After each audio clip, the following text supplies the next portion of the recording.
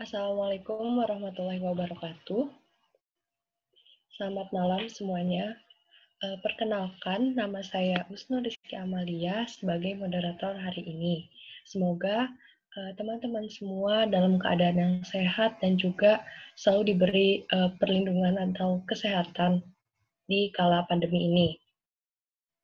Nah, saya ucapkan selamat datang bagi para peserta yang telah menyempatkan untuk hadir di acara sharing session pada malam. Sharing session pada malam hari ini bertemakan menumbuhkan kemampuan berpikir kritis pada pemuda, yang mana hal ini menjadi hal yang sangat penting karena untuk melakukan suatu perubahan, kita harus diawali dengan berpikir kritis terlebih dahulu. Dan sehingga perubahan yang kita buat itu akan berjalan dengan baik. Sharing session kali ini diadakan oleh startnow.idn, yang mana ini merupakan suatu komunitas yang bergerak melalui platform untuk bergerak atau memberikan perubahan melalui mimpi-mimpi yang diinginkan oleh masyarakat. Startnow.idn ini juga bergerak untuk meningkatkan literasi dan juga membantu memperbaiki atau memberikan wawasan lebih luas untuk mencapai mimpi-mimpi tersebut. Nah, pada kesempatan kali ini, terima kasih untuk Kang Rohman dan juga Kang Fajar yang sudah hadir pada acara ini. Selanjutnya adalah sambutan dari founder startnow.idn. Untuk Kang Rohman, dipersilahkan. Oke, baik. Terima kasih Teh Usnul atas kesempatannya. Assalamualaikum warahmatullahi wabarakatuh. Selamat malam teman-teman semuanya. Alhamdulillah hari ini kita menyelenggarakan lagi seminar daring nasional, di mana tema yang diusung yaitu berpikir kritis, dan ini temanya sangat-sangat luar biasa ya, dan dibawakan juga oleh pemateri yang luar biasa. Hatur nuhun Kang Fajar telah menyempatkan hadir untuk memberikan materi untuk sharing bersama dengan teman-teman peserta yang totalnya alhamdulillah luar biasa banyak, pendaftarnya sangat antusias, ada 5.000 peserta yang mendaftar. Dan semoga dengan diadakannya seminar daring ini bisa menambah wawasan teman-teman peserta dan juga bisa menjadi manfaat untuk Kang Fajar yang memberikan materinya.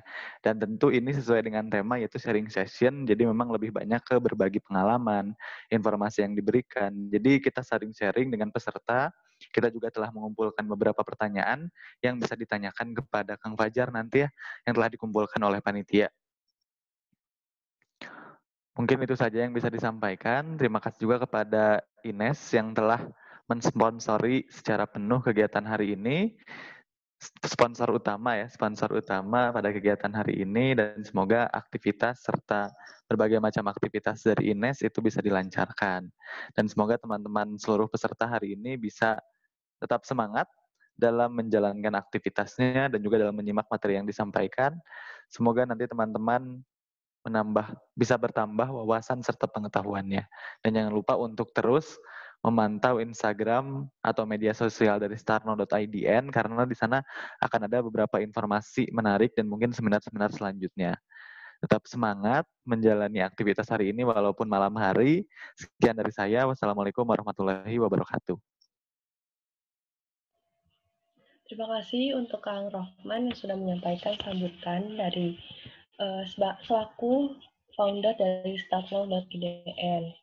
Nah, untuk beralih ke acara selanjutnya adalah pembacaan CV dari pemateri kita yang kebetulan sudah hadir di tengah-tengah kita.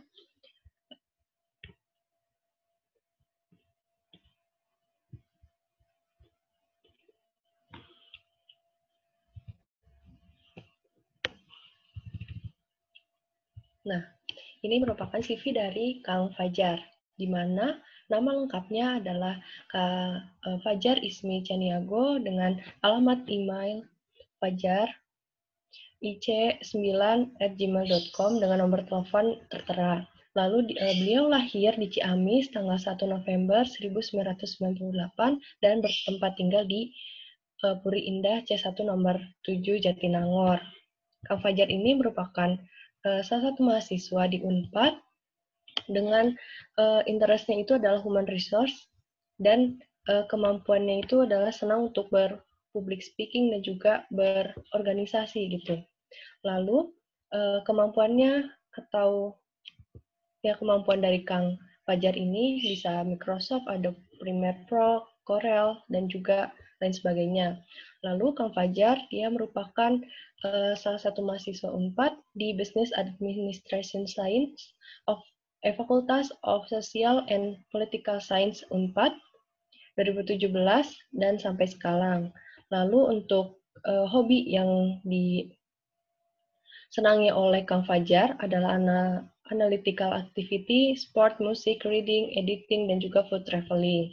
Lalu ini merupakan suatu riwayat organisasi dan juga acara yang sudah dilakukan oleh Kang Fajar, yaitu sebagai Ketua OSIS 1, OSIS SMAN 1 Ciamis tahun 2015 sampai 2016, lalu setelah itu internship di BEM FISIP tahun 2017, lalu ada internship juga di Himpunan Mahasiswa Administrasi Bisnis tahun 2018, lalu setelah itu ada internship di Ikatan Mahasiswa Administrasi Bisnis Indonesia tahun 2018, dan lain sebagainya. Masih cukup banyak pengalaman Kang Fajar dalam berorganisasi dan juga event-event.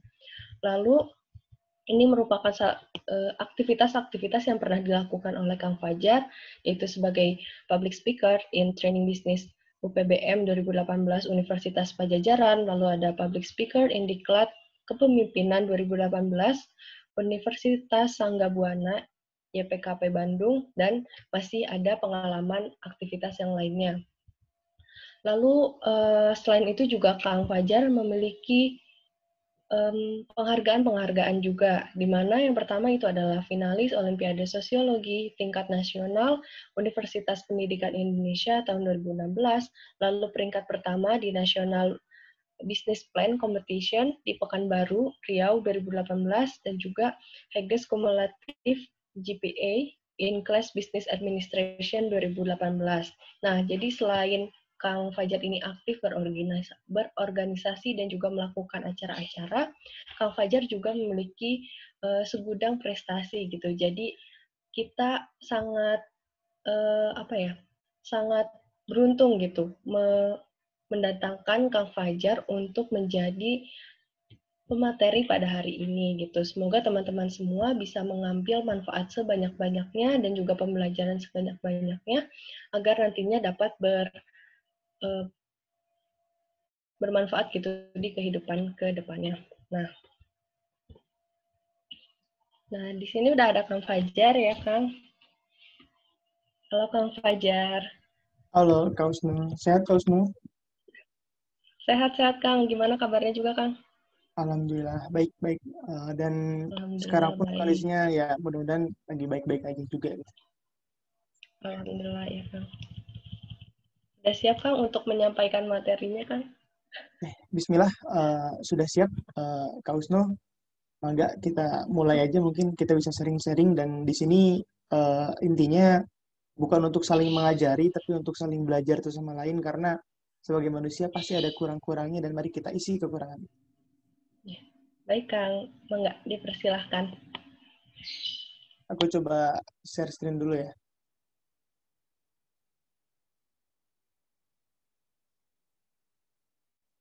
Udah muncul, Pak Wisnu, untuk PPT-nya? Sudah, Kang. Oke, kita mulai aja. Untuk estimasi waktu mungkin berapa menit ya, Pak Wisnu? Supaya bisa tepat nantinya. 40 menit, Kang. 40 menit ya, oke. Ya. Sebelumnya yang saya hormati Kang Rohman Hikmat selaku founder dari startnow.idn, dan Kak Wisnu selaku moderator yang mendampingi aku di malam hari ini untuk sama-sama sharing-sharing bersama kawan-kawan yang luar biasa dan kawan-kawan yang mau belajar. Sebelumnya, Assalamualaikum warahmatullahi wabarakatuh. Salam Om Swastiastu, Namo Buddhaya Rahayu, salam kebajikan. Salam sejahtera untuk kita semua, walaupun sampai detik ini kita bersama, kesejahteraan hanya dimiliki segelintir orang.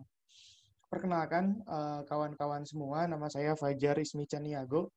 Di sini saya sebagai mahasiswa, dan di sini pula saya menjadi mahasiswa yang ingin terus belajar dan ingin terus memberikan kebaikan, kebermanfaatan, kemaslahatan kepada banyak orang. Dan izinkan saya untuk berbagi cerita, berbagi pemikiran, dan juga berbagi hal-hal yang baik tentang berpikir kritis. Karena berpikir kritis ini menjadi modal utama bagi kita para pemuda-pemudi Indonesia untuk terus berkomitmen berjuang demi kebaikan bangsa Indonesia ini. Oke, kalau kita misalkan bicara tentang berpikir kritis, tentu tidak bisa dipisahkan dari tentang bagaimana kemampuan berpikir itu hadir.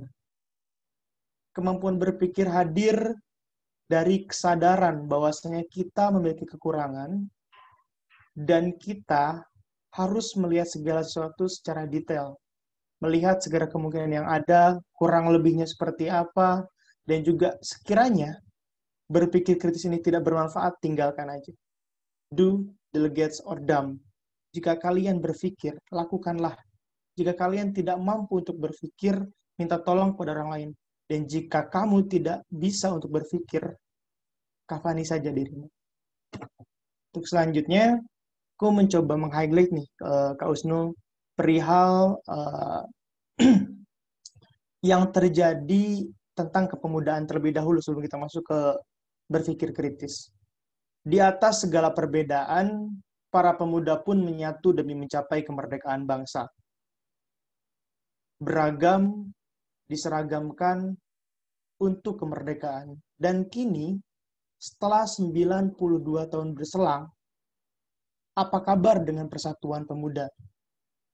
Apa kabar dengan persatuan pemuda? Pemuda mulai kehilangan arah, di mana mereka tidak bergerak lagi berdasarkan hati, tapi bergerak berdasarkan emosionalnya saja. Kematangan berpikirnya sudah matang. Tapi satu pertanyaan, apakah kematangan emosionalnya sudah matang pula? Tentu belum.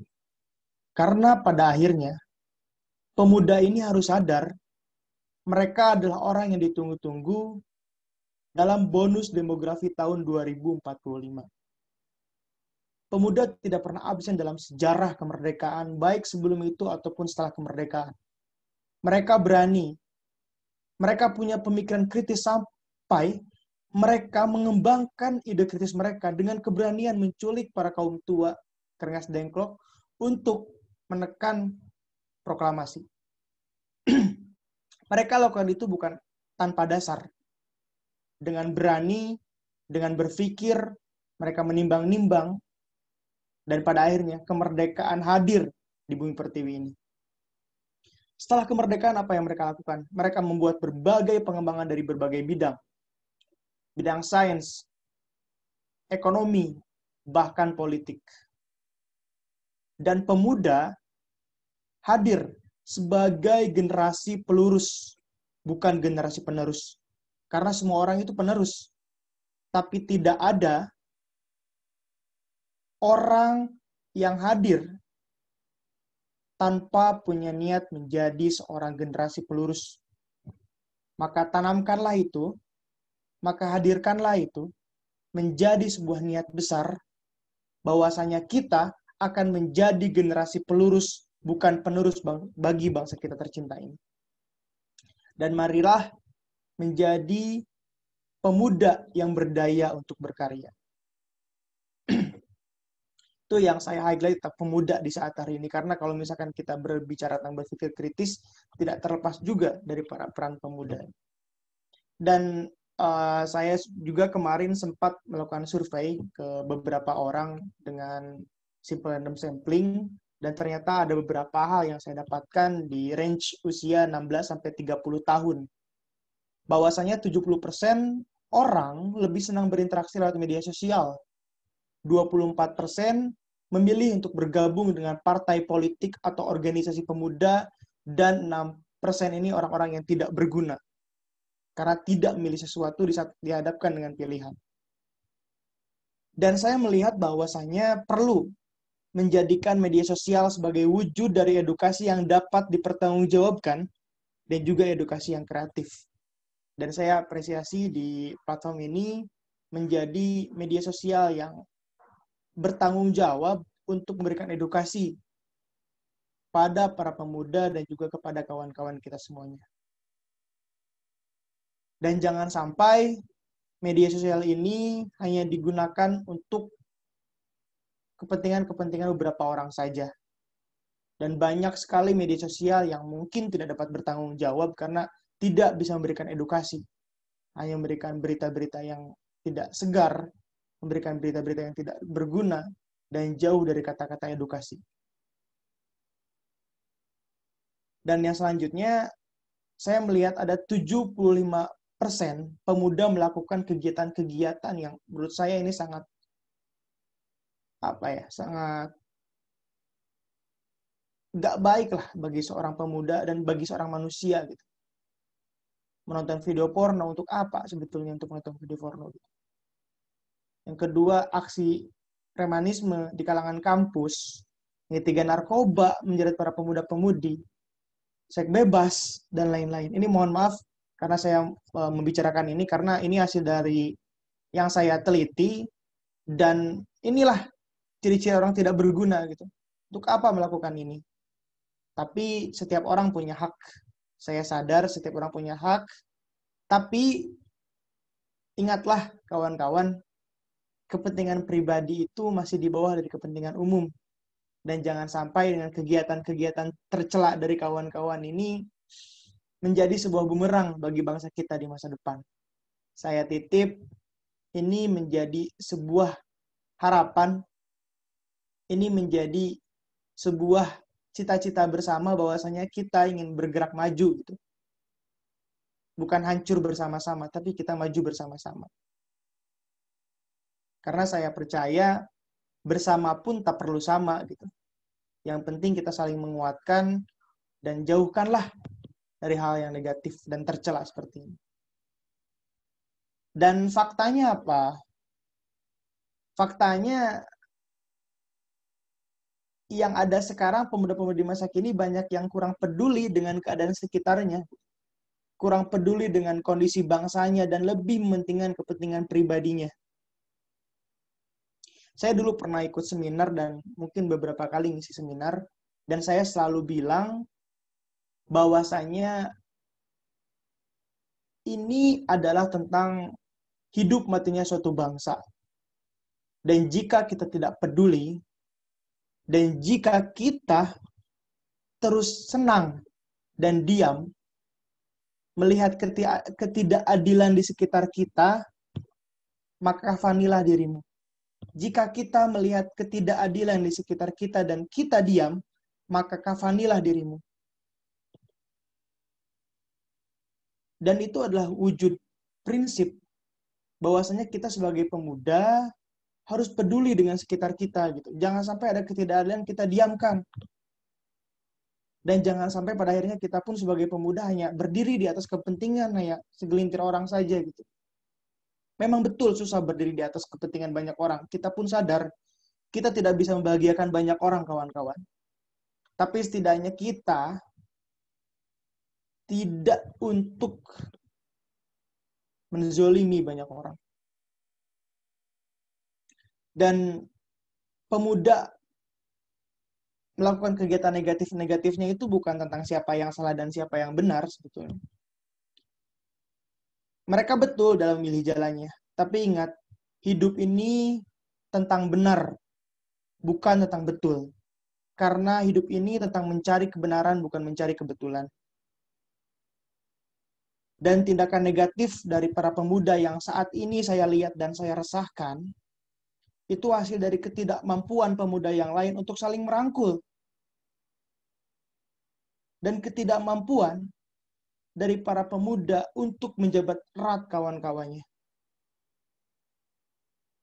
Dan saya berpesan, jadilah pemuda yang berpikir kritis, dan jadilah pemuda yang bukan hanya hadir dengan semangat abu-abu perjuangan pemuda masa lalu, tapi beranilah untuk megang apinya. Terangilah kegelapan yang ada, dan berikan semangat dan kehangatan bagi para pemuda yang lainnya.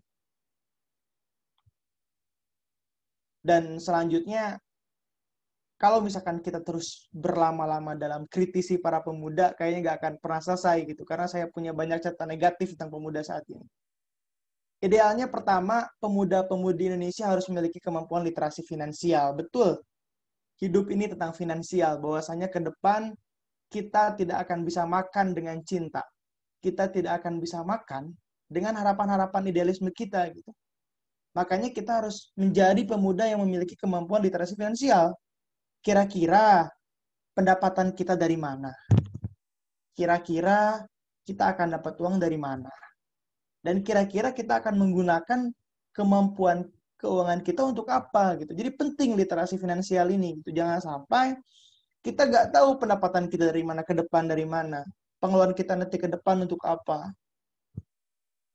Bodoh itu namanya, nggak punya perencanaan. Dan yang kedua, pemuda-pemudi Indonesia harus memiliki budaya membaca agar memiliki visi saat bertindak. Ini ada Kang Rohman di sini, bahwasanya Kang Rohman menjadi duta baca dan duta bahasa juga. Ini menjadi panutan nih buat kawan-kawan semuanya. Bahwasanya meningkatkan literasi ini sangat penting di era ketidakpastian dan rezim global ini. Mungkin kita sebutnya rezim global pandemi COVID ya.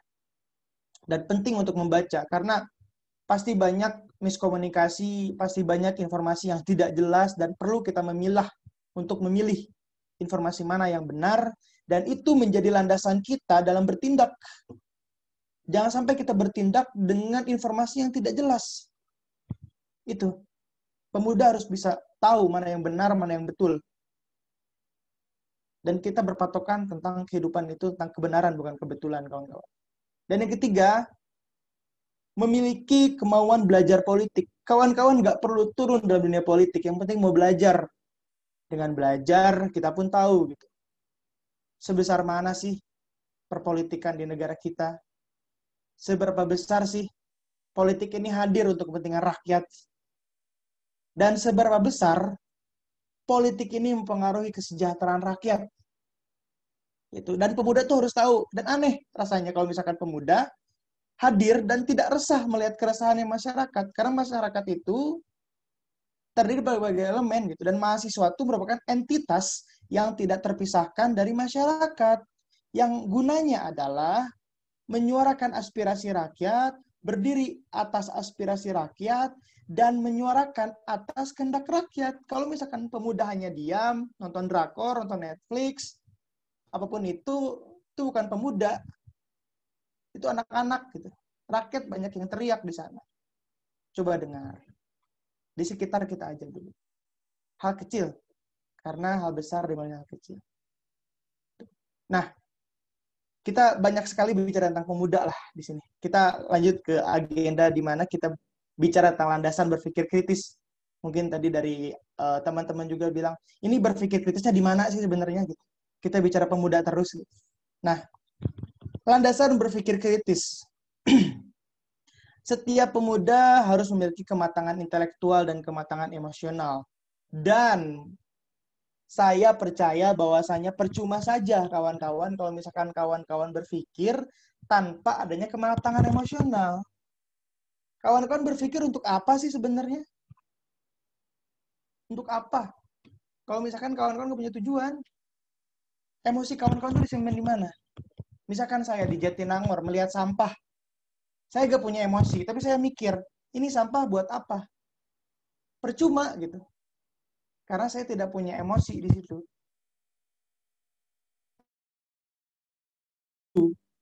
Baru kematangan emosional itu menjadi keresahan dan dikembangkan di kematangan intelektual untuk dicari solusinya apa. Dan kita menjadi pemuda yang solutif. Itu. Dan ini yang paling penting. Berpikir kritis bagi pemuda merupakan keharusan dengan memperhatikan 4 unsur, yaitu visi, inovasi, diferensiasi, dan kolaborasi. Visi berarti kita sebagai pemuda punya tujuan. Apa yang ingin kita tuju? Dimulai dari input, proses, output, outcome, benefit, impact. Dengan analisisnya lah banyak. Kita harus punya tujuannya apa? Dalam tujuan itu kita melangkah dengan proses. Inovasi yang akan kita bawa apa sebenarnya sih? Kita punya mimpi apa? Kita punya cita-cita apa? Dan yang ketiga, diferensiasi. Setiap orang tuh sama. nggak dibeda-bedakan di mata Tuhan. Dan yang bedakan adalah diferensiasi. Organisasi aja yang how to organize itu organisasi gitu. Tapi yang membedakan organisasi satu dengan organisasi yang lain itu apa sih? Diferensiasinya gitu. Value added yang ditawarkan oleh manusia itu adalah diferensiasi. Dan yang terakhir kolaborasi. Nah ini yang paling penting, kolaborasi. Kita tuh tahu kita ada punya sesuatu yang nggak dimiliki sama orang lain juga gitu. Dan apa salahnya sih untuk kita belajar, dan apa salahnya sih untuk kita berbagi gitu dengan kolaborasi ini. Karena kuat bukan berarti melemahkan.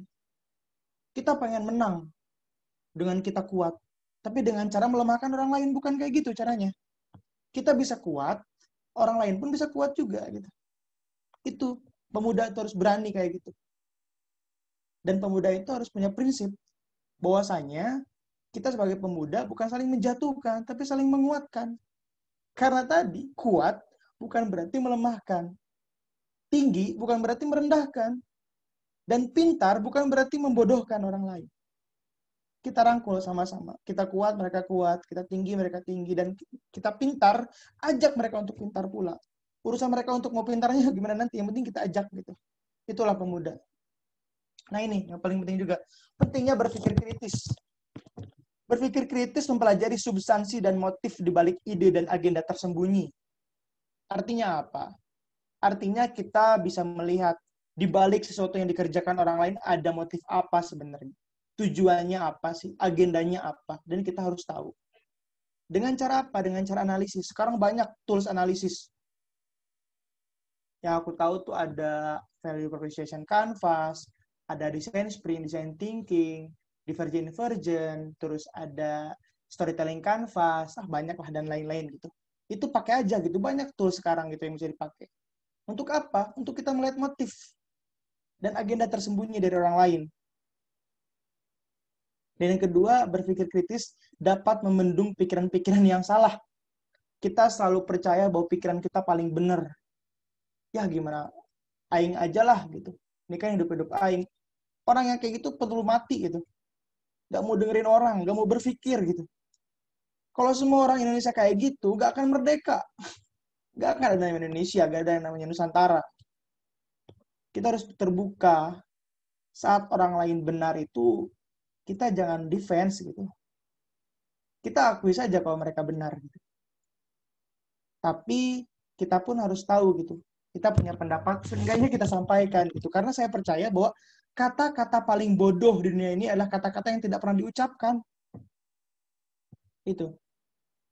Yang ketiga, berpikir kritis dapat merantai ajaran-ajaran membingungkan. Nah, ini banyak sekali kebingungan di dunia inilah gitu. Dan dengan berpikir kritis kita bisa merantai kebingungan-kebingungan itu dengan ya kepastian lah. Ini misalkan ada dua hal. Saya melihat ada kota besar di dekat rumah saya. Ini kota ini mau bikin di kota itu gitu. Saya bingung gitu. Tapi percuma kalau misalkan saya bingung pula gitu. Saya harus berpikir gitu. Oh, kira-kira ini ada mobil bawa ini, kira-kira ternyata ini bakal jadi pusat jasa gitu. Nah, jadi bisa ada kemungkinan dari teman-teman berpikir gitu. Jangan cuma bingung aja. Dan itu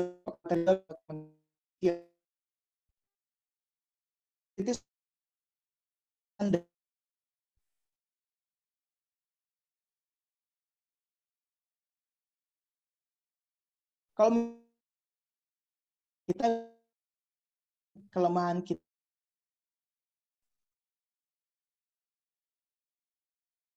dan kita bisa misalkan kita tahu tanyakan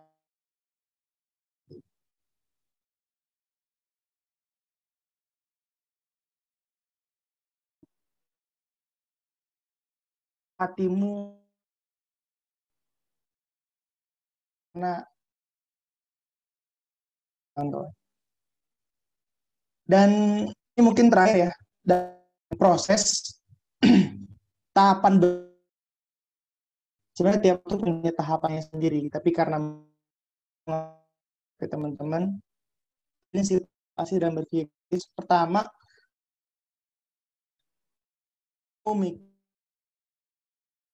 gitu. Kan kalau kita gak ada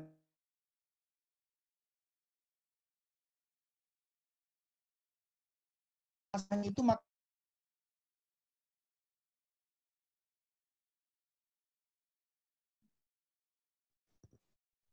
Kang Ajay, suaranya putus-putus ya.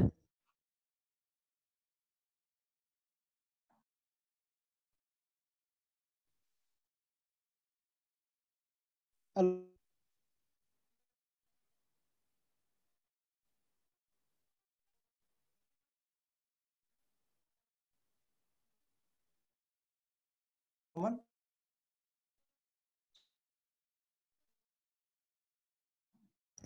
Suaranya putus-putus sama dari yang slide ke-8. Oke, ada yang ke-8 ya. Jadi mungkin bisa diulangi Dari lagi yang slide ke-8 ya. Oke, nomor berapa tadi? Mungkin dari Teosnul tadi yang memperhatikan. Aku di nomor terakhir, Kang, agak putus-putusnya. Yang terakhir ya. Oke, aku ulangi lagi ya. Oke, tapi ini berarti yang ini ya. Ya. Oke. Oke, siap. Mungkin nanti kalau misalkan tadi kan, ntar deh. Aku coba ulangi lagi. Oke. Oke, kita mulai ya, teman-teman. Oke, yang selanjutnya adalah berpikir kritis mampu membuat data kelemahan dari data-data yang digunakan untuk mendukung sebuah usulan. Kita tentu tahu bahwasanya saat kita mengajukan sesuatu, pasti ada kelemahannya, pasti ada hal yang kurang. Maka dari itu kita harus berpikir kritis. Untuk apa? Untuk melihat kelemahan-kelemahan kita yang nantinya akan jadi pertanyaan dari orang lain. Gitu. Karena itulah yang disebut dengan tindakan preventif. Itu yang dinamakan sebagai tindakan preventif. Karena kita akan tahu apa yang terjadi ke depan.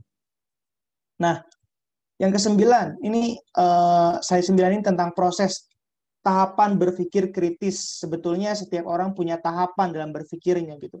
Ada yang berpikir saat di kamar mandi, ada yang berpikir saat makan, ada yang berpikir saat tidur, bahkan ada yang berpikir di saat dia tertekan gitu. Ada yang kayak gitu, tapi ini oke lah kita bicara secara general dulu. Prinsip apa yang sebetulnya biasanya saya lakukan gitu untuk berpikir kritis. Walaupun aku nggak tahu di mata kalian aku kritis atau enggak gitu. Yang pertama, pahami dulu masalahnya. Kita ambil contoh aja nih. Kak Usnul, boleh kita ambil contoh aja kali ya, biar lebih enak untuk dimengerti. Nah, pertama, kita harus memahami masalah. Kita ambil aja contoh, kita mau makan siang, kita nggak punya uang gitu. Nah, itu masalah gitu. Itu masalah ke kita. Yang kedua, menganalisis masalah. Jika saya mau makan siang, saya nggak punya uang, kira-kira saya harus ngapain sih? Kira-kira saya harus makan apa? Kira-kira saya nggak makan apa? Gimana? Dan yang ketiga, identifikasi informasi relevan dengan masalah. Kira-kira informasi apa aja sih yang sekiranya bisa membantu untuk menyelesaikan masalah? Pertama kita tanyakan dulu mungkin ke teman-teman ada yang punya uang atau enggak gitu untuk saya mintain pinjam dulu supaya nanti saya bisa makan. Itu loh. Setelah kita dapat informasi, kita rencanakan solusinya apa. Kira-kira dia bakal ngasih pinjam uang nih misalkan untuk kita makan. Dan kira-kira kita harus bayar kapan ya ke dia gitu. Dan kira-kira dia bakal ngasih berapa gitu.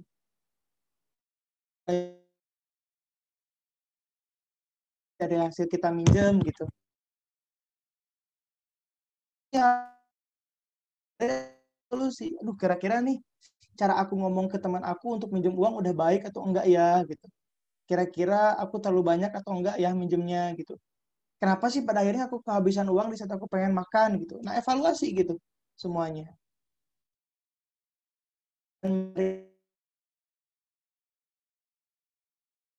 Berpikir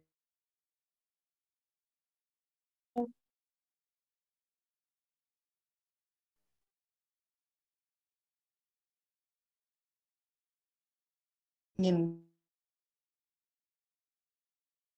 korban data malah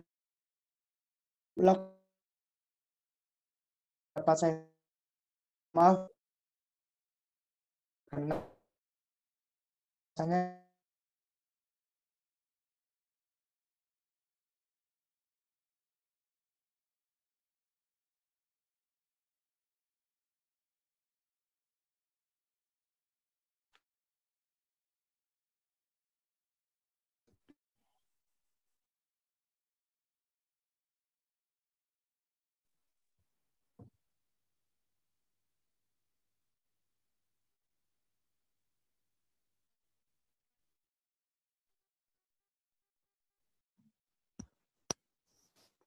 Kang Fajar, suaranya putus-putus lagi.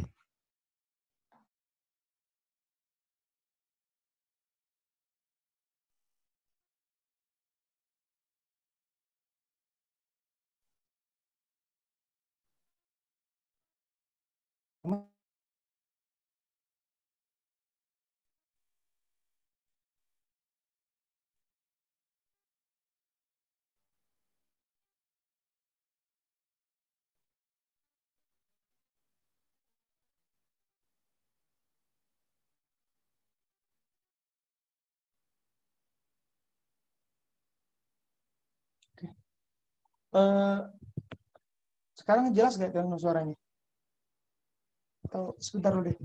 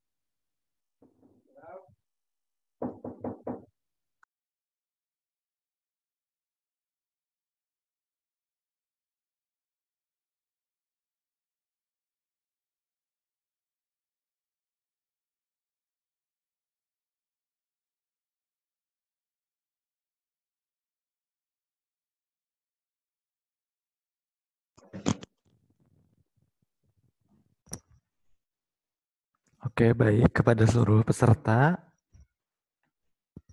sepertinya Kang Fajar masih terkendala jaringan, jadi mohon ditunggu ya kepada teman-teman peserta.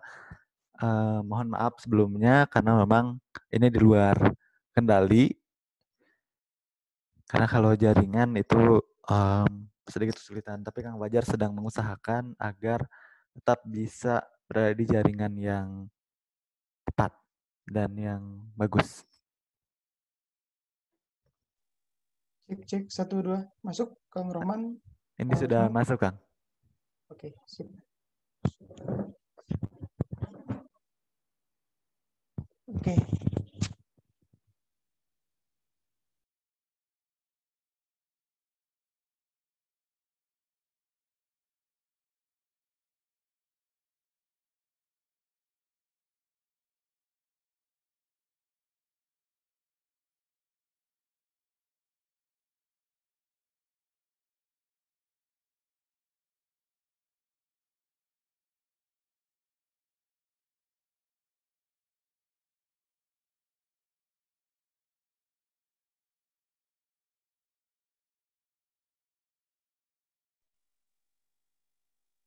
Cek cek.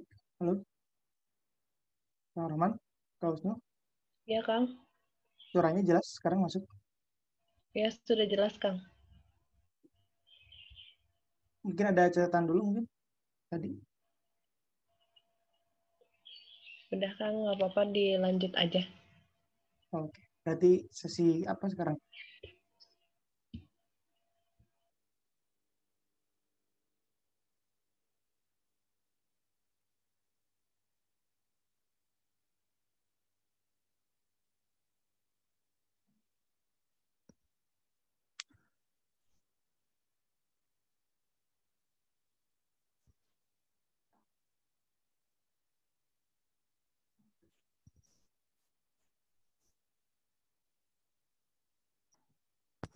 Iya, mungkin Kang Fajar boleh dijelaskan lagi sedikit tadi yang slide ke-9 atau ke-10 yang udah agak akhir-akhir sih Kang. Soalnya tadi Oh, putus-putusnya dari sana. Tapi kalau oh, misalkan oke, oke. tidak di share screen juga nggak apa-apa kayaknya Kang. Oke, oke. Ini coba dijelaskan lagi mungkin karena slide 9 10 tuh itu apa namanya? Kesimpulan aja berarti. Ini aku coba jelasin ya, Kak Roman, Kak Usno. Iya, boleh banget Kang Iya, Kak. Fajar. Oke, sip. Oke, teman-teman semuanya, untuk yang selanjutnya adalah proses tahapan berpikir kritis. Nah, untuk tahapan berpikir kritis ini, saya percaya bahwa setiap orang punya caranya sendiri dan punya tahapan-tahapannya sendiri. Mungkin ada yang dapat berpikir kritis saat di kamar mandi, ataupun di saat bermain olahraga, ataupun saat jalan-jalan. Bahkan ada yang bisa berpikir kritis saat tidur gitu. Dan oke lah, saya coba akan sampaikan prinsip tahapan proses berpikir kritis yang mungkin bisa teman-teman lakukan. Tapi untuk penjelasan ini saya akan coba melakukan analogi bahwasanya pertama dalam memahami masalah, kita ambil contoh, kita ingin makan siang tapi kita tidak punya uang untuk makan itu. Nah, itu masalahnya dan kita harus paham dengan masalah tersebut. Maka yang perlu dilakukan adalah menganalisis masalahnya dulu. Kira-kira kalau misalkan saya gak makan siang, saya akan apa? Kalau kira-kira saya gak makan siang, kira-kira apa yang akan saya dapatkan? Dan kira-kira kalau misalkan saya gak punya uang dan saya gak makan siang, dampak bagi saya apa? Itu. Analis dulu masalahnya apa. Selanjutnya, identifikasi informasi yang relevan dengan masalah. Wah, kalau misalkan saya gak makan, kemarin saya dengar-dengar ada informasi, ada gizi buruk. Atau ada penyakit mah tiba-tiba gitu kalau saya gak makan gitu. Kalau misalkan saya gak makan pun, saya dapat informasi dari teman-teman kemarin ada yang meninggal gitu gara-gara gak makan siang. Dan juga ada informasi dari teman-teman bahwasanya kalau misalkan saya gak makan siang, di kondisi panas kayak gini, saya akan dehidrasi. Karena kalau sebelum minum, saya gak makan dulu, ini pencernaan saya akan bermasalah misalkan. Itulah secara hiperbola lah informasi-informasi gitu.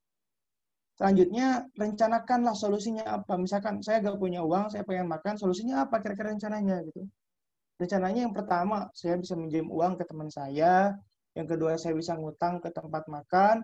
Yang ketiga, saya bisa ke masjid untuk nyari nasi baik misalkan. Nah, itu tuh rencana-rencana solusi gitu. Dan saya menarik kesimpulan, oh, dari 3 opsi ini baik buruknya apa ya dari setiap opsi gitu. Saya pilih aja deh kira-kiranya untuk ke masjid gitu, untuk cari nasi baik karena saya bisa kenyang dan saya gak mengeluarkan uang dan saya gak punya hutang gitu. Misalkan gitu. Nah, yang selanjutnya evaluasi solusi. Kira-kira dengan saya mencari nasi baik di masjid itu baik nggak ya buat saya gitu. Saya datang ke masjid niatnya mau ibadah malah nyari makan gitu. Nah itu baik gak sih buat saya gitu. Dan kira-kira ini bakal berdampak baik juga gak sih untuk tubuh saya gitu. Dan hal tersebut dilakukan setelah kawan-kawan mencari alternatif dalam penyelesaian masalah. Gitu. Dan itu mungkin penjelasan terakhir dan terima kasih kawan-kawan telah mendengarkan berbagai penjelasan yang saya sampaikan tadi dan saya berpesan do or do. Lakukan atau tidak lakukan karena saya percaya pemuda ini punya semangat dalam mencapai tujuan kepentingan bangsa kita tercinta. Dan kita luruskan kembali tujuan negara ini untuk mensejahterakan rakyat gitu. Bukan mensejahterakan segelintir orang aja. Jadi do or do. Mari kita sebagai pemuda untuk berpikir kritis untuk kemaslahatan dan kebermanfaatan bangsa kita tercinta, bangsa Indonesia. Mungkin itu yang dapat saya sampaikan. Sebelumnya mohon maaf bila ada kata-kata yang kurang berkenan di hati kawan-kawan. Karena saya sadar betul bahwasanya kekurangan ada pada diri saya dan kelebihan hanya milik Allah Subhanahu wa taala. Akhirul kalam, wassalamualaikum warahmatullahi wabarakatuh.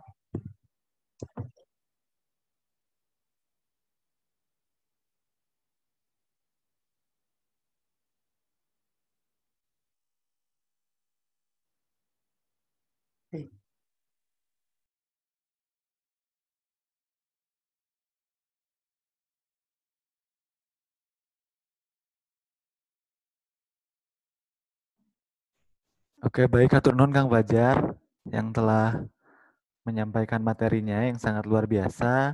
Selanjutnya dikembalikan lagi kepada Teh Usno, mangga.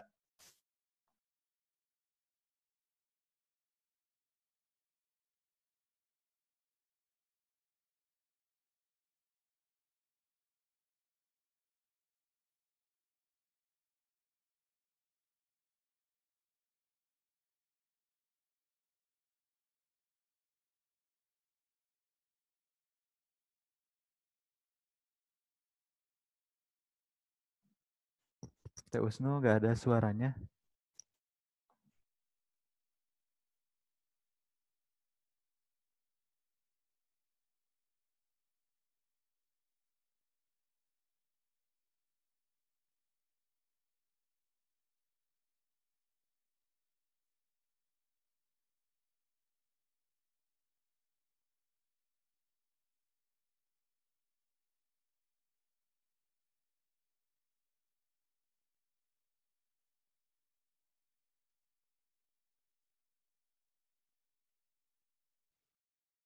Misalkan itu dari buku ini. Nah, Oke, baik. Sembari menunggu Teh Usnul, Kang Fajar mungkin ada pesan terlebih dahulu nih untuk pemuda saat ini. Kan tadi kita menceritakannya banyak tentang permasalahan yang terjadi pada pemuda, terus juga betapa sih pentingnya, seberapa penting sih berpikir kritis dalam membangun produktivitas pemuda. Oke, mungkin lebih ke pesan mungkin ya, Kang Rahman, Iya, untuk pemuda pesan saat dulu ini. boleh. Oke, mungkin dari saya berpesan kepada para pemuda yang sekarang mungkin saya pun sebagai pemuda gitu. Jadi saya berpesan kepada diri saya sendiri dan juga kepada kawan-kawan semuanya, bahwasanya kalau bukan kita siapa lagi? Kalau bukan sekarang, kapan lagi? Dan ingat, 2045 ini menjadi bonus demografi bagi kita, dan kita yang akan menjadi agen perubahan nantinya, dan apa sebetulnya yang ingin kita berikan kepada bangsa kita kalau misalkan kita tidak persiapkan dari sekarang. Saya selalu percaya dengan cerita ikan salmon. Ikan salmon itu akan mati di kolam dalam jumlah yang besar jika dibiarkan dalam kondisi nyaman. Tapi dia akan terus hidup jika dalam kolam diisi oleh ikan hiu. Karena dia akan terus bergerak dalam keresahannya, dalam ketakutannya, tapi setidaknya itu adalah hal yang menjadi perjuangan dia sebagai ikan yang ingin terus bertahan hidup gitu. Nah, pemuda pun harus seperti itu gitu. Jangan terus merasa nyaman lah, main game terus, nonton Netflix gitu. Ayolah bergerak gitu. Ayolah berdampak. Jadilah pemuda yang berdaya untuk berkarya. Dan ingat, terakhir, kita sebagai pemuda ini tentu lahir sebagai generasi penerus. Tapi tidak cukup menjadi generasi penerus saja. Kura-kura pun sebagai generasi penerus gitu. Untuk meneruskan kura-kura gitu. Tapi apa yang membedakan kita dengan kura-kura adalah kita harus menjadi generasi pelurus, bukan hidup dari masa lalu. Kemarin kan gini aturannya. Kemarin kan kayak gini. Kalau misalkan ngomong kayak gitu terus, kapan berubah? Itulah poin pentingnya. Mari menjadi generasi pelurus, bukan penerus. Itu, Kak Rahman, pesan bagi pemuda-pemuda, bagi saya terutama, dan umumnya buat kawan-kawan semua.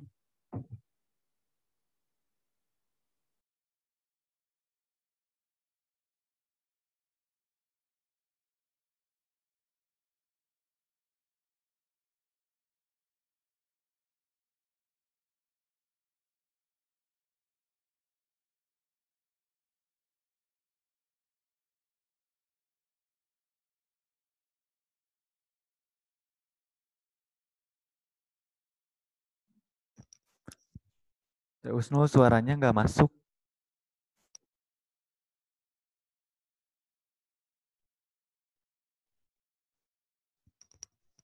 Mungkin headset atau apanya.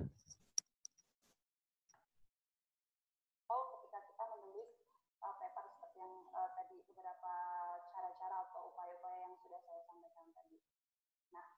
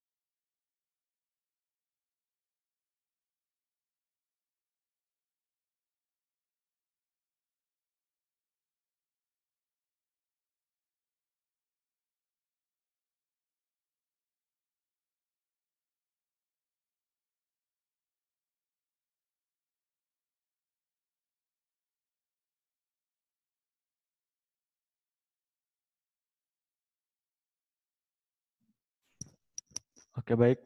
Sepertinya Teh Usnul terkendala jaringan. Boleh mungkin lanjut aja ke Kak Maret. Kak Maret untuk penjelasan mengenai produk Ines-nya, mangga.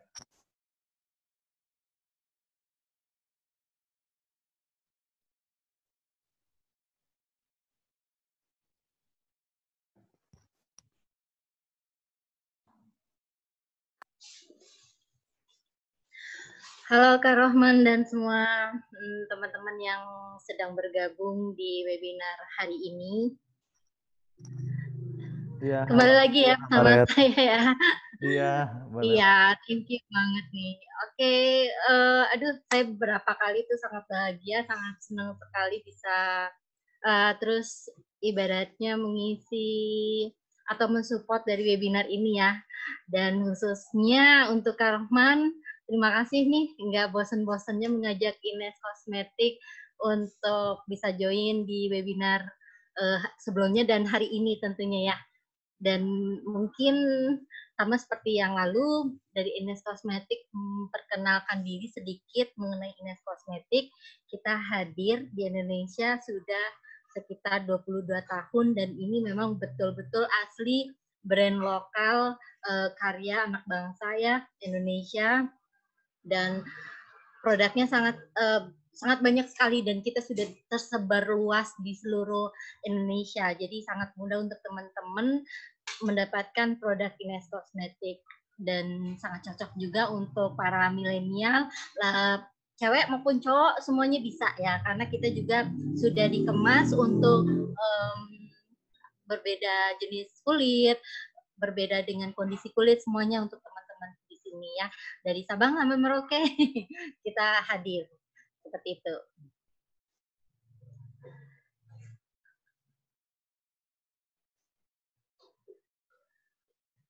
Yes, baik Kak Rahman.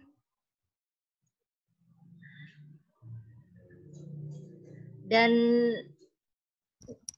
untuk produk ya Kak Rahman. Oke, mungkin bisa dijelaskan Kak produk sama media sosialnya yang bisa dikunjungi apa aja nih kalau misalkan mau beli produk dari Ines. Nah, oke. Produknya banyak sekali. Kita ada 2 jenis produk yang diproduksi, dari dekoratif sama skincare. Dekoratifnya juga meliputi semua kebutuhan di area wajah ya, dari lipstick, dari eyeliner, eyebrow, terus dari bedaknya, eyeshadow, terus dari blush on, dan semua produk-produk yang memang dibutuhkan untuk dekoratif. Dan skincare pun kita juga memenuhi semua kebutuhan dari teman-teman, ibaratnya seperti perawatan untuk kulit berminyak, untuk kering maupun untuk kulit yang berjerawat. Tersedia juga seperti pelembab, facial wash, dan tersedia juga untuk produk yang misalkan scrub atau masker yang memang teman-teman membutuhkan perawatan lebih. Dari Ines Kosmetik juga kita ada yang namanya parfum, ada juga untuk body wash juga kita ada ya. Terus untuk produknya sendiri teman-teman gak usah khawatir, kalau misalkan nggak mau langsung beli, bisa juga online ya di beberapa online shop. Nah, di Ines Kosmetik juga ada aplikasi tersendiri, buka aja di Play Store, di situ ada My Ines. Kalau mau lihat-lihat website kita juga ada ya, www.ineskosmetik.com. Dan kalau memang online shop kita tersedia dari Lazada, Shopee, Tokopedia, dan lain-lain. Pokoknya banyak banget ya. Terus teman-teman biasanya kalau di online shop itu banyak juga promo Ines Kosmetik nih yang tersedia. Dan jangan khawatir juga, untuk produk Ines Kosmetik bisa dipakai untuk cowok juga ya. Jadi nggak sekedar untuk cewek aja. Kita bisa dipakai juga untuk cowok. Seperti itu Kak Rohman dan Kak Usnul.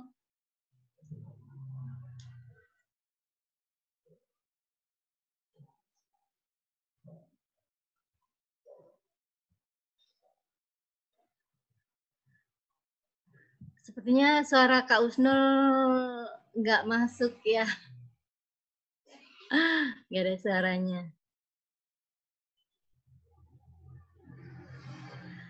Oke, baik. Mungkin dari Ines Kosmetik, dari saya seperti itu ya Kak Rohman ya.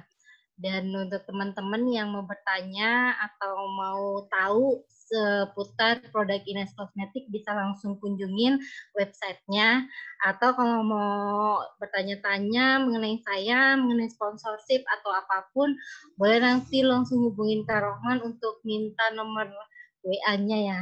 Gitu. Karena Ines Kosmetik siap untuk mensupport teman-teman baik acara webinar maupun acara yang bersifat offline. Tentunya untuk teman-teman milenial dari kampus, kalangan kuliah maupun yang kerja yang mau mengadakan event juga bisa kita support. Seperti itu.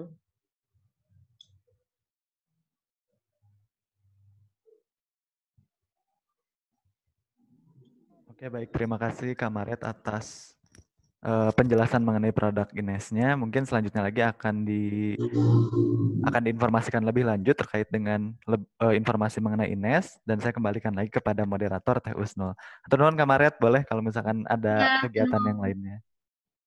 Terima kasih Kak Rohman dan Kak Usnul dan semuanya, Kak Fajar juga terima kasih. Assalamualaikum.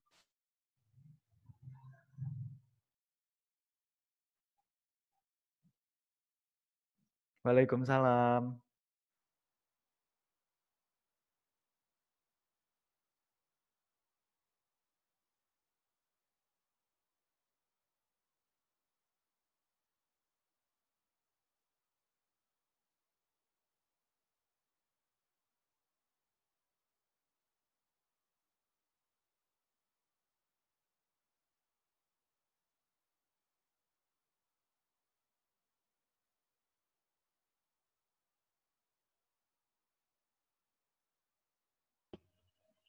Halo?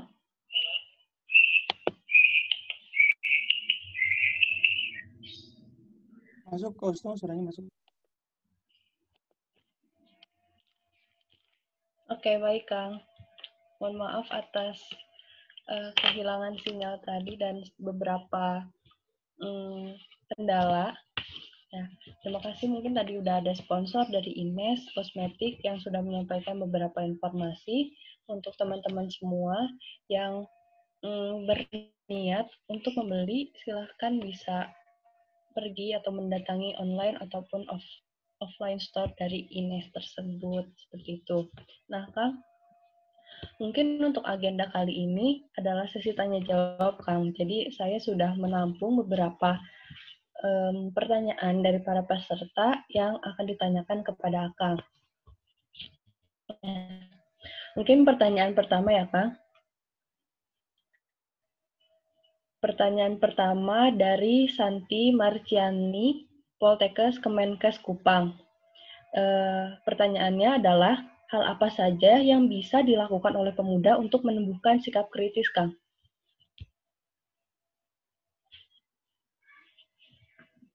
Oke. Ini dari siapa namanya, Kak Usnul?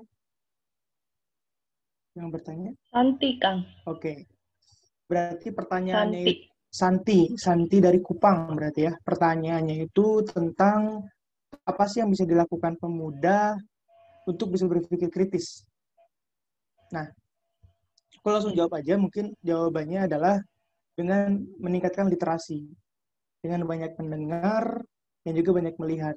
Kita mempunyai panca indera istilahnya. Terutama kita manfaatkan dulu aja. Kita punya telinga, kita punya mulut, dan kita punya mata gitu. Dan 3 alat ini itu adalah alat yang paling penting dalam bisa berpikir kritis bagi seorang pemuda.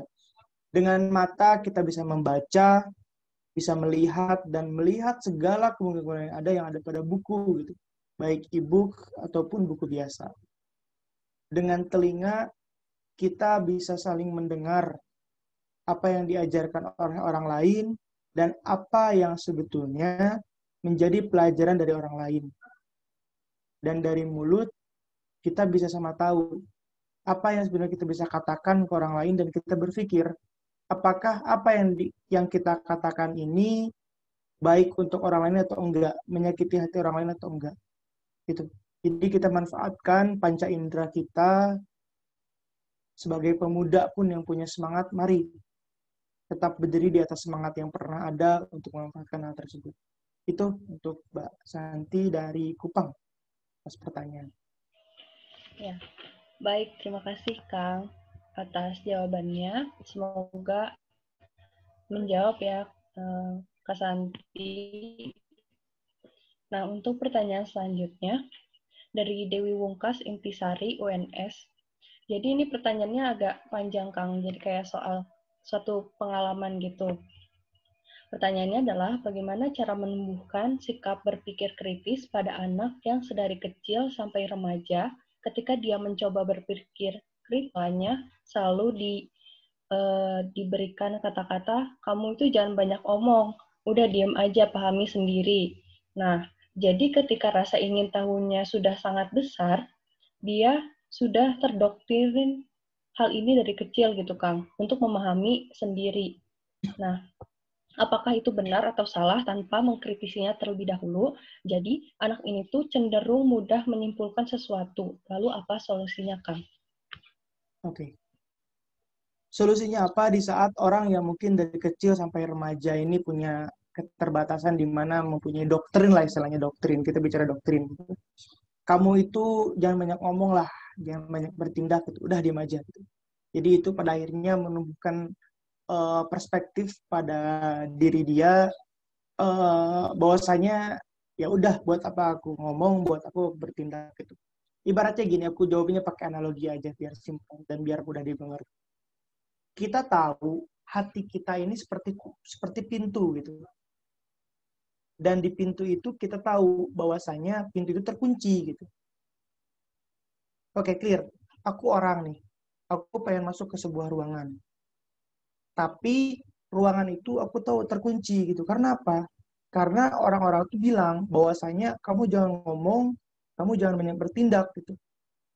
Kekuncilah gitu kesempatan itu. Makanya kita sebagai orang terdekatnya, kita sebagai kawan-kawannya harus menunjukkan. Cobalah berani ketuk dulu pintunya. Ketuk dulu pintunya. Karena dengan mengetuk, kita akan tahu gitu. Yang di dalam akan membuka kunci atau enggak. Seenggaknya kita berproses. If the plan does not work, change the plan but never the goals gitu. Jika kita punya rencana, dan rencana itu tidak berhasil, rubahlah rencananya, bukan tujuannya untuk membuka pintu itu. Itu mungkin jawabannya. Oke, terima kasih Kang atas jawabannya. Nah, untuk pertanyaan selanjutnya, ini dari Siti Aminah dari STAI Raha Amuntai. Jadi pertanyaannya adalah, pada saat pandemi ini, pembelajaran itu sering dilakukan secara daring. Kesulitan mahasiswa, khususnya saya dalam menyimak pembelajaran yang sudah diberikan oleh dosen. Pertanyaan saya, bagaimana cara menumbuhkan sikap aktif dalam pembelajaran secara daring ini agar bisa menumbuhkan sikap kritis gitu kan? Berarti kita dihadapkan dengan sebuah fenomena. Ingat kawan-kawan, pandemi ini bencana global dan semua merasakan. Berangkatnya dari sana. Dan ini juga berpengaruh ke semangat belajar dan semangat berpikir kritis gitu ya. Harus mulai pertanyaan. Iya. Saya selalu percaya dengan prinsip ini. Hard work, pay off. Jika kita bekerja keras, kita akan bisa membayar itu semua. Dan belajarlah dari ikan salmon. Dia terus bergerak saat dikejar-kejar anak ikan hiu, supaya dia tidak mati. Gitu. Nah, kawan-kawan pun sama gitu. Pandemi ini bencana global, semua pun merasakan gitu. Pasti ada turun semangat belajarnya, pasti turun. Motivasi bakal turun gitu. Saya percaya dengan itu. Tapi what can I do then gitu? Apa yang harus kita lakukan nanti gitu? Bergerak, berdampak gitu, berdaya dan berkarya gitu. Kita gak bisa selamanya diam, kawan-kawan, terlena dengan keadaan. Jangan sampai terlena karena keadaan. Dan kalau misalkan kita sudah sampai di titik di mana kita tidak semangat karena pandemi ini, dan kita jadi berpengaruhlah ke semangat berpikir kritis kita harus percaya satu prinsip. Ini boleh teman-teman lakukan atau enggak, tapi aku selalu melakukan ini, yaitu 3P. Pray, practice, make perfect. Libatkan Tuhan dalam setiap perjalananmu. Libatkan doa dalam setiap iringan langkahmu. Dan lakukanlah apa yang sudah menjadi doamu, dan janganlah disimpan dalam mimpi-mimpimu, dan make perfect.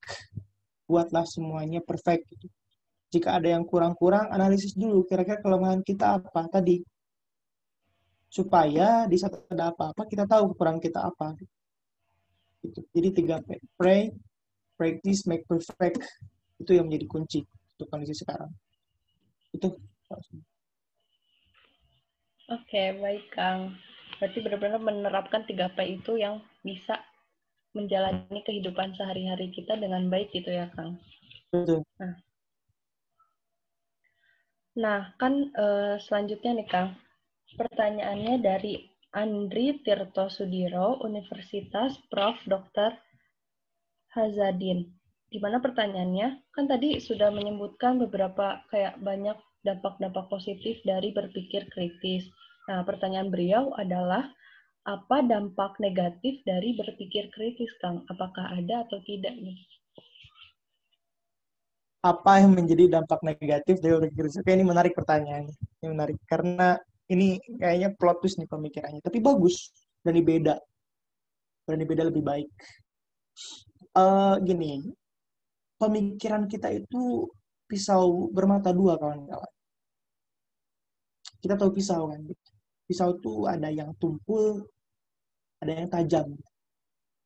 Dan kadang-kadang kita nggak tahu gitu. Saat kita melempar pisau itu, kita akan dapat yang tumpul atau yang tajam. Itulah kemampuan berpikir kita. Di saat kita punya pemikiran, tergantung nih. Kita akan gunakan untuk hal yang baik atau enggak gitu. Pemikiran kan sebagai produk, as a process. Tapi yang paling penting apa? Tujuan dari pemikiran itu apa? Perang Dunia Kedua tidak akan pernah terjadi tanpa dilandasi pemikiran kritis dari orang-orang yang tidak ingin berperang, dari orang-orang yang ingin berperang gitu. Itulah pentingnya untuk menjaga pemikiran kita. Dan tetaplah jaga gitu. Pemikiran kita ini jangan sampai keluar jalur. Itu yang paling penting. Karena gini, kalau misalkan kita sudah melihat pemikiran kita dan kita mempunyai celah dan digunakan untuk hal yang tidak baik, kafani saja dirimu. Buat apa kamu hidup? Itu. Jadi ada kemungkinan dengan kita berpikir kritis akan mendapatkan hal yang negatif gitu. Contohnya mungkin karena kita terlalu banyak berpikir, rambut kita rontok misalkan. Kalau misalkan yang pengen sederhana ya. Terus kita gak punya teman karena kita kok ngomongnya aneh gitu. Diajak bercanda malah serius gitu. Itu negatifnya. Mungkin ya. Tapi ya itu kan value edit dalam dirimu dan jangan sampai obrolan orang lain itu mengubah sudut pandangmu. Gitu. Karena omongan orang ini hanya sebagai pertimbangan dan pada akhirnya kamulah yang harus menentukan baik buruknya dan ya mulailah sayangi dalam diri sendirilah. Gitu. Jadi pemikiran berpikir kritis ini saya pesankan jangan sampai digunakan untuk hal yang enggak gitu, untuk hal yang negatif. Gunakanlah untuk landasan di mana kita ingin berdaya untuk berkarya. Oke, terima kasih Kang. Berarti benar-benar pilihannya ada di diri kita gitu ya Kang, mau milih jalan yang mana gitu. Karena setiap pikiran kita juga bisa, mungkin bisa negatif, bisa positif gitu, tergantung dari diri kita sendiri gitu. Nah, untuk pertanyaan selanjutnya, dari Yosef Umbu Lodong, Universitas Nusa Cendawa, di mana pertanyaannya adalah, apa peran pemuda di era digital sekarang untuk mengantisipasi berita-berita hoax? Coba mungkin diulangi, kalau semua pertanyaannya. Apa peran pemuda di era digital sekarang untuk mengantisipasi berita-berita hoax? Peran pemuda dalam mengatasi berita-berita hoax. Oke, pertama gini, kita udah hidup di masa keterbukaan informasi dan kita hidup di masa-masa bukan zaman batu gitu. Yang informasi gak ada dan banyak sekali informasi yang masuk. Tapi yang balik lagi tadi, kita mau atau enggak untuk menyaring hal tersebut. Sebenarnya simpel solusinya. Kita mau dengarkan data atau dengarkan berita. Karena kalau misalkan kita sebagai kaum akademisi, kita jangan dengarkan berita. COVID naik ke angka 5.444, rekor tertinggi gitu. Coba lihat di data. Tertinggi atau enggak gitu. Jangan langsung percaya. Itulah. Fungsi dari mahasiswa itu adalah sebagai social control.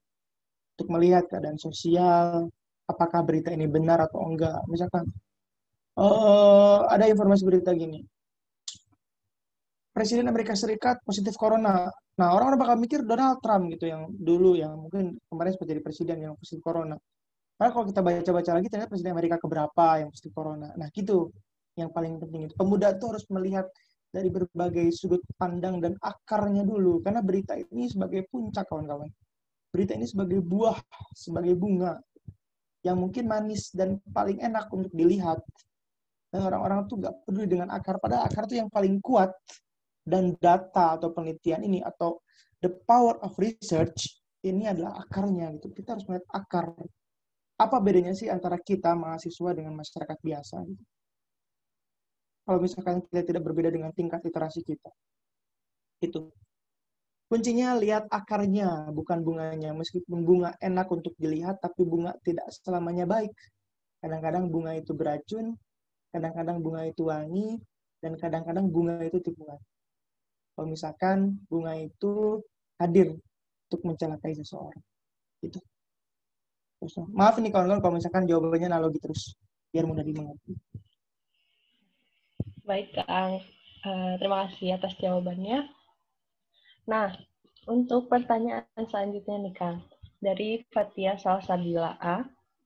Pertanyaannya adalah, bagaimana cara untuk mengatasi rasa takut atau kekhawatiran berlebih apabila pemikiran kritis kita tidak dapat diterima oleh orang lain, Kang? Oke.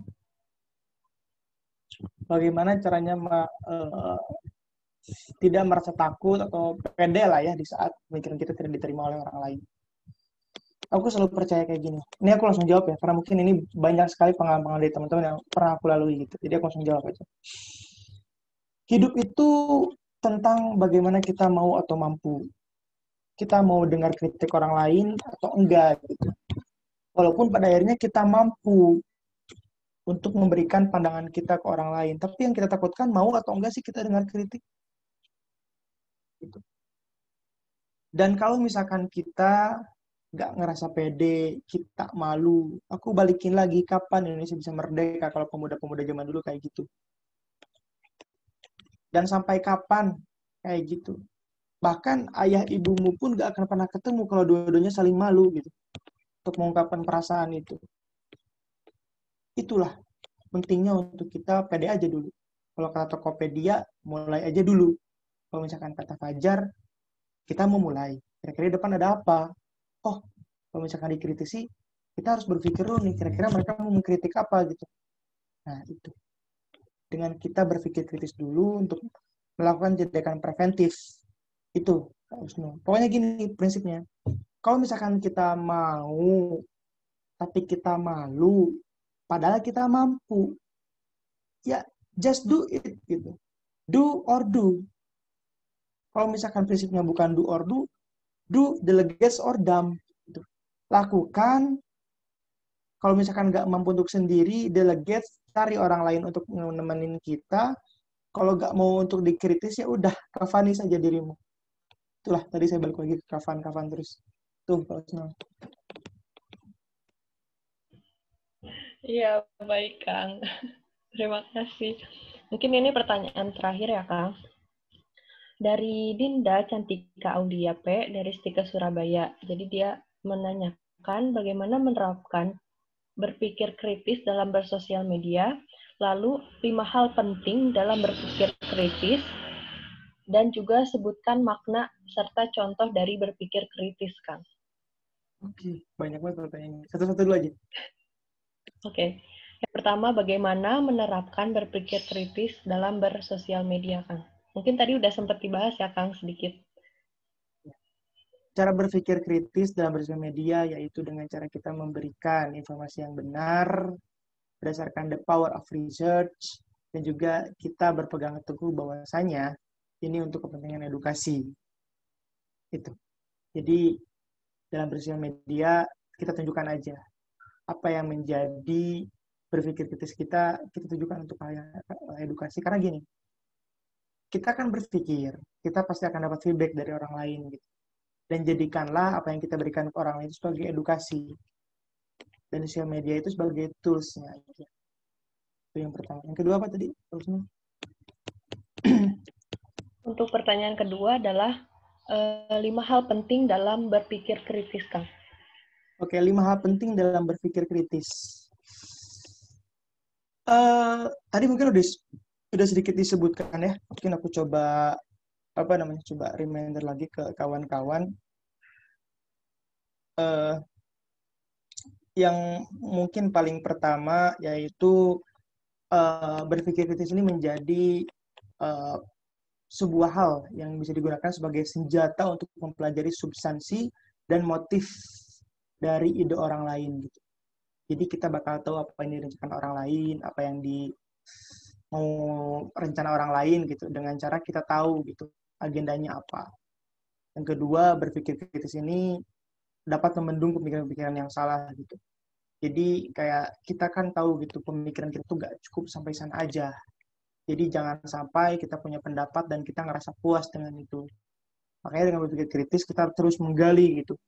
Pemikiran kita udah benar atau belum gitu.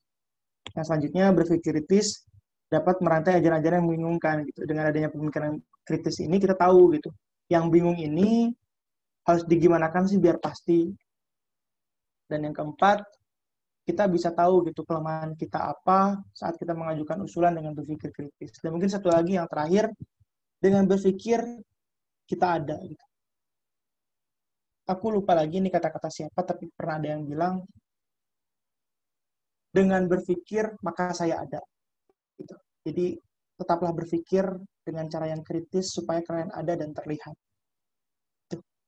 So. Oke, Kang. Mungkin yang terakhir secara singkat saja, Kang, bisa disebutkan makna dan juga contoh dari berpikir kritis. Oke, makna dari berpikir kritis, aku ceritakan pengalaman aku aja ya. Aku dulu pernah gambling dalam memilih perkuliahan. Dulu aku dihadapkan dengan 2 hal. Kuliah di kedinasan atau di perguruan tinggi negeri. Dan aku milih. Ternyata aku cocok kayaknya di Unpad gitu, perguruan tinggi negeri.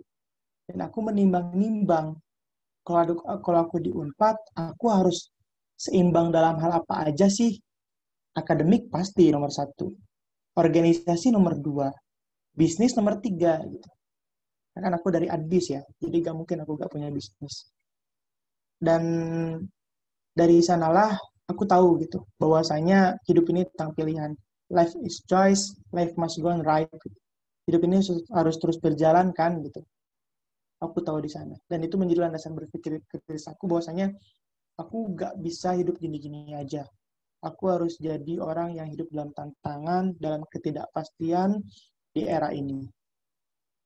Dan dari sanalah aku dapat banyak sekali pengalaman dari cara aku ngobrol sama orang lain, sharing-sharing, dari cara aku baca buku, dari cara aku dengar omongan orang lain gitu.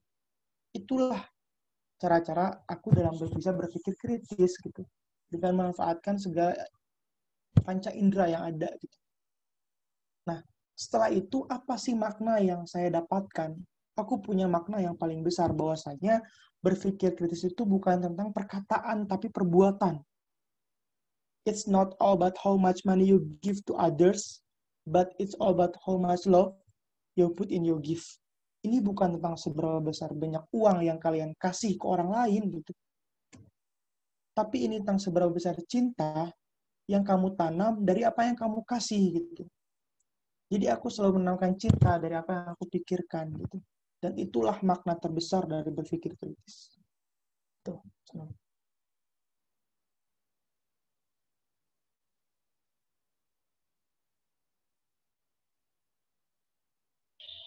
Oke Kang, berarti dulu sempat bimbang juga ya pas waktu milih kuliah dan akhirnya memilih di Unpad gitu ya Kang. Ya, Ternyata itulah dari proses berpikir kritis ini gitu. proses berpikir kritis. Itu. Oke, terima kasih Kang. Mungkin itu pertanyaan terakhir dari para peserta. Dan untuk saat ini apakah Kang ingin mengajukan atau mengatakan closing statement Kang? Oke.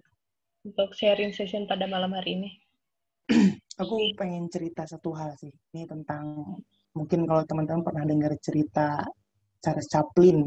Ada yang tahu Chaplin nggak? Ini aku tutup dengan cerita kali ya. Karena aku tahu pemimpin yang baik itu adalah pemimpin yang mampu bercerita. Coba ceritakan satu hal dulu. Aku selalu kagum dengan Chaplin. Chaplin ini seorang anak yang hidup dalam keterbatasan dan dalam keadaan keluarga yang sederhana. Jadi dia harus berpikir sejak kecil gimana caranya saya harus sukses gitu. Dan zaman dahulu tuh kegiatan sirkus adalah kegiatan yang paling ditunggu-tunggu setiap tahunnya. Karena itu kegiatan terbesar di sana. Dan hari di mana hari sirkus itu datang, si Chaplin ini sangat bersiap. Dan dia pergi dengan ayahnya untuk nonton sirkus. Tentu kita tahu bersama bahwasanya kalau nonton sirkus kita harus beli tiket dulu kan. Makanya Chaplin dan ayahnya ini ngantri di loket ini. Ngantri selama 2 jam dan di depan barisan antrian itu, depan barisan Chaplin dan ayahnya itu ada satu keluarga. Ada 3 anak dan ayah dan ibu, berarti 5 orang. Dan saat keluarga itu mau bayar tiket, setelah 2 jam mengantri, ternyata uangnya nggak cukup. Uangnya nggak cukup.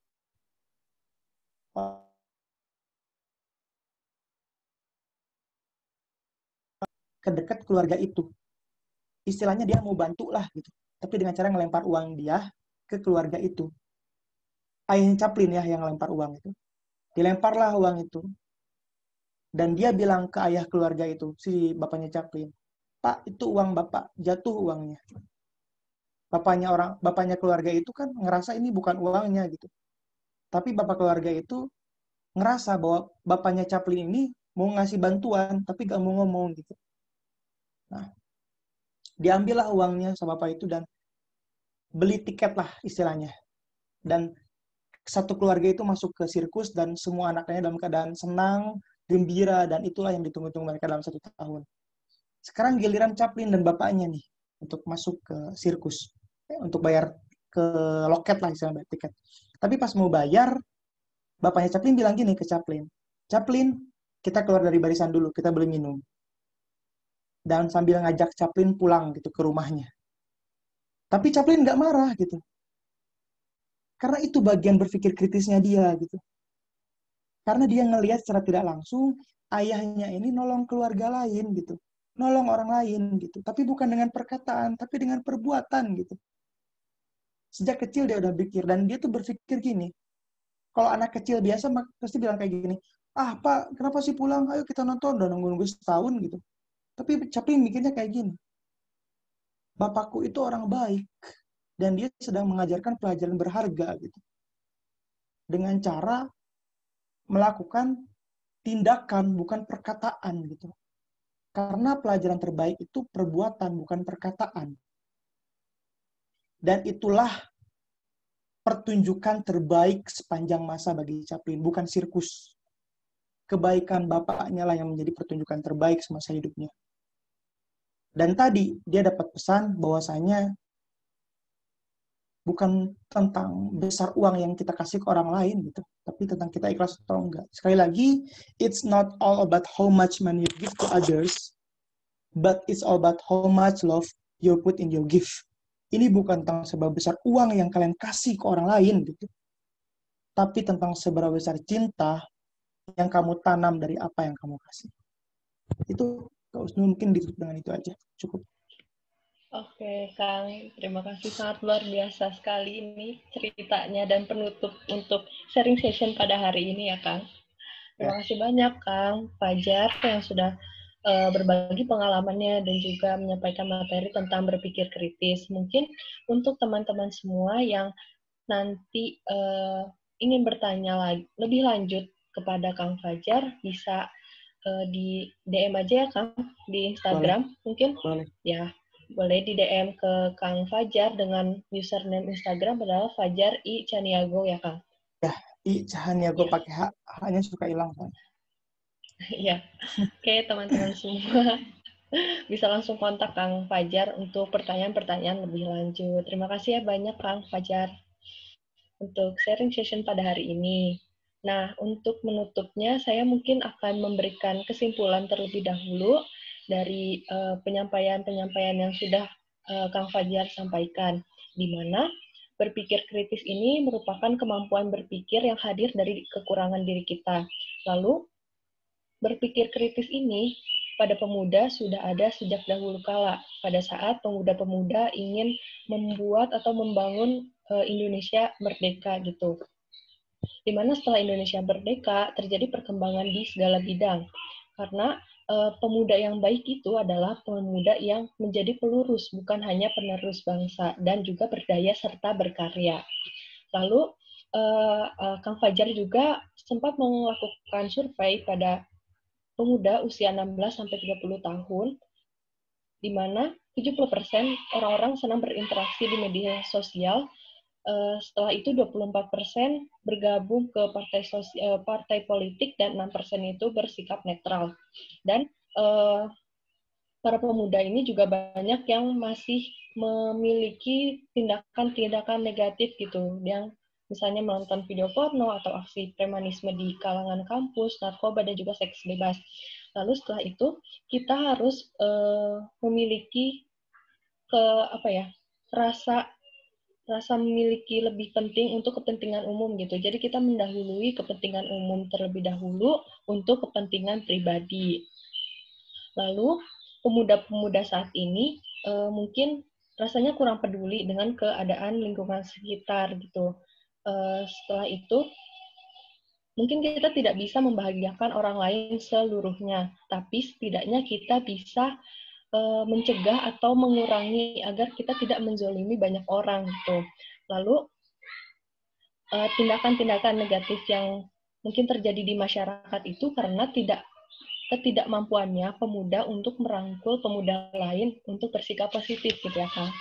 Lalu setelah itu idealnya sebagai pemuda yang memiliki pemikiran kritis, kita harus mempunyai kemampuan literasi finansial, lalu punya budaya membaca agar memiliki visi saat bertindak, lalu punya kemauan belajar berpolitik tanpa harus turun langsung ke dunia politik tersebut. Lalu untuk landasan berpikirnya, terdapat kematangan intelektual dan juga kematangan emosional, di mana terdapat 4 unsur. Yang pertama ada visi, inovasi, diferensiasi, dan juga kolaborasi, di mana di kolaborasi ini semua manusia memiliki kelemahan dan juga kelebihannya masing-masing. Dan dengan hal itu kita bisa memaksimalkan kelebihan-kelebihan yang kita punya dan juga berbagi dengan satu yang lainnya. Dan untuk tahapan dari berpikir kritis itu sendiri adalah kita memahami masalah, menganalisis masalah, mengidentifikasi informasi, merencanakan solusi, menarik kesimpulan, dan juga mengevaluasi solusi. Dan menurut tadi Kang Fajar yang sudah sampaikan, bukan dilihat dari seberapa banyak materi yang kita berikan ke orang lain, tapi dilihat bagaimana seberapa banyak cinta yang sudah kita tanamkan di dalam diri kita dan orang lain. Seperti itu ya Kang. Bikin kesimpulannya. Terima kasih Kang Fajar yang sudah mengisi sharing session pada hari ini. Semoga teman-teman semua bisa memetik gitu pengalaman-pengalaman dan juga materi yang sangat banyak dan bermanfaat ini gitu dari Kang Fajar. Mohon maaf dari saya apabila masih banyak kesalahan dan juga mungkin tadi kesalahan teknis gitu ya Kang. Terima kasih. Dan untuk informasi sertifikat mungkin akan kita bagikan di grup Telegram setelah seminar ini selesai gitu. Diharapkan untuk para peserta mengisi link evaluasi yang akan dibagikan di YouTube, kolom komentar YouTube, dan mengisi link tersebut untuk mendapatkan sertifikatnya. Terima kasih ya Kang Fajar sudah sharing hari ini.